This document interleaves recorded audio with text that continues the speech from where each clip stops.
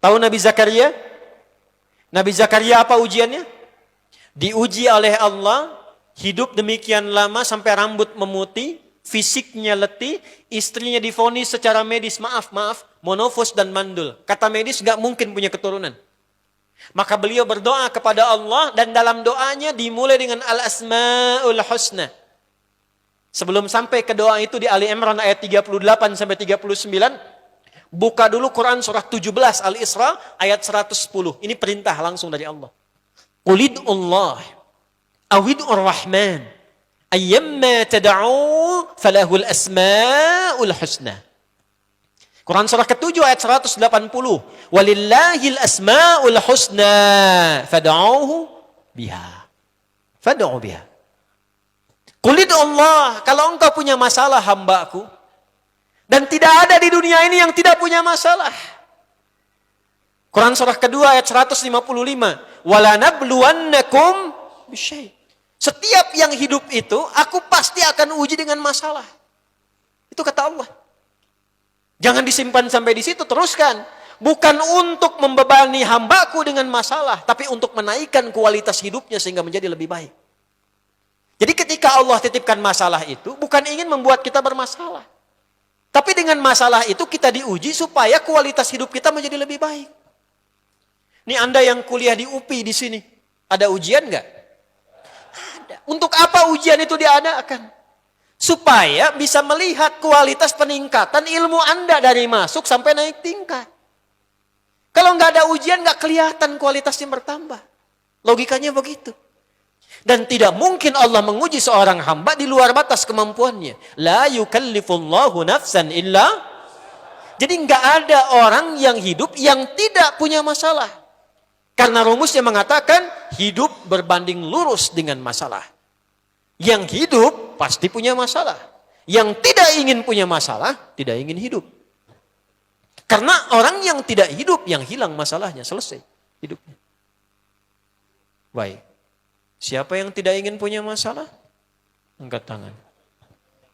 Baik. Siapa yang ingin punya masalah? Alhamdulillah. Baik. Yang lain wallahu a'lam. Nah, kulit Allah kalau sedang diuji masalah, kan yang ngasih siapa? Yang nitipkan siapa? Yang punya solusinya siapa? Kalau Anda tahu yang punya solusinya Allah, kenapa curhatnya bukan kepada Allah? Kan sudah dicontohkan di Quran. Kalau punya masalah, curhatin ke Allah. Quran surah 12 ayat 86. Sejak era Nabi Yakub. Masalah di rumah tangga. Anak bermasalah, curhatnya pada siapa? Allah. Innama ashku bathi wa huzni ilallah. Aku tuh kalau punya masalah, sesedih apapun, curhatnya Allah. Bentangkan sajadahmu. Curhatkan dalam sujudmu. Tingkatkan takwamu. Wa may yattaqillaha yaj'al lahu makhraja. Quran surah 65 di akhir ayat yang kedua. Bentangkan sajadahmu, curhatkan, habiskan dalam sujudmu, keluarkan tangismu. Sehingga bebannya jadi ringan. Walaupun solusi belum datang, hatinya sudah tenang. Yang diperintahkan, panjangkan sajadahmu, bukan panjangkan statusmu. Kita sudah tahu ayatnya, paham ketentuannya, tapi kenapa prakteknya ditumpahkan di Instagram, di Facebook? Bikin vlog di YouTube hanya untuk curhat saja. Dan ironinya dalam hal yang demikian tahu yang menyelesaikan Allah. Sekarang tambah bonus, aminkan ya. Yang mengaminkan doa ini mudah-mudahan dihilangkan masalahnya. Puguma mana yang nanti bermasalah kayaknya di dia. Itu gimana kumaha tuh ya teh? Paham? Curhatkan sama Allah. Nah bagaimana mintanya? Sebut namanya ya Allah. Awidur Rahman. Kalau kita ingin minta lebih cepat, minta dengan kelembutan Ar-Rahman. Rahman itu bisa disebut namanya ya Rahman. Bisa cari cara mintanya yang paling lembut. Yang menyentuh. Allah senang dengan kalimat yang menyentuh. Misal ya. Kembali ke Nabi Zakaria tadi. Quran surah 3 ayat 38. Hunalika da'a Zakaria rabbah. Qala rabbi habli min ladunka dzurriyyatan thayyibah. Innaka sami'ud du'a. Ya Allah, hamba-hambamu itu telah menghukumi aku dan istriku tak akan mungkin punya keturunan. Sedangkan engkau yang maha pemberi tanpa punya batasan. Mereka mengatakan istriku punya keterbatasan. Maka aku memohon kepadamu yang pemberianmu tak ada batasan. Mohon ya Allah anugerahkan keturunan dari sisimu saja ketika mereka mengatakan tidak mungkin itu punya.